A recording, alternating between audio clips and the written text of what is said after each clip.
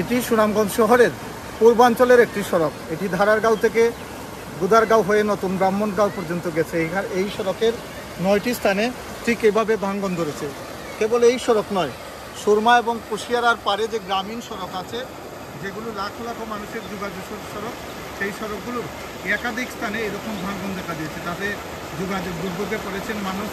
একই সঙ্গে এই ভাঙনগুলো দিয়ে নিম্নাঞ্চলে পানি প্রবেশ করছে। নিম্নাঞ্চলের মানুষ তাতে পানিবন্দী হয়ে পড়ছেন এবং বন্যা পরিস্থিতি যেটি হয়েছে, পানি উন্নয়ন বোর্ডের নির্বাহী প্রকৌশলী জানিয়েছেন যে নদীর পানি বিপদসীমার আজকে সকালে 6 সেন্টিমিটার উপর দিয়ে যাচ্ছিল এবং এটি অবনতি হতে পারে তারা বলেছেন যে আগামী 72 ঘন্টা ভারী বৃষ্টিপাতের পূর্বাভাস আছে এবং ভারী বৃষ্টিপাত হলে নিম্নাঞ্চলে বন্যা পরিস্থিতি হতে পারে। তবে পানি উন্নয়ন বোর্ডের নির্বাহী প্রকৌশলী বলেছেন যে বন্যা পরিস্থিতি অবনতি হলেও সেটি কম সময় হবে এবং সেটি স্বল্পমেয়াদী বন্যা হবে।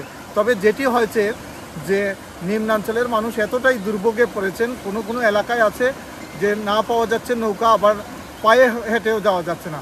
আর বাড়িঘরে তো পানি উঠেছেই, মানুষের কর্মসংস্থান হারিয়েছেন, মানুষ গবাদি পশু নিয়ে বিপদে পড়েছেন। ঠিক একইভাবে স্কুলগুলো, যেগুলো গ্রামাঞ্চলের স্কুল আছে, যেমন আমরা যেখানে দাঁড়িয়ে আছি সে পাশেই একটি স্কুল আছে, গুদারগাঁও সরকারি প্রাথমিক বিদ্যালয়। এটি আমরা দেখেছি যে স্কুলের শিক্ষকরা এসেছেন কিন্তু কোনো শিক্ষার্থী আসেননি।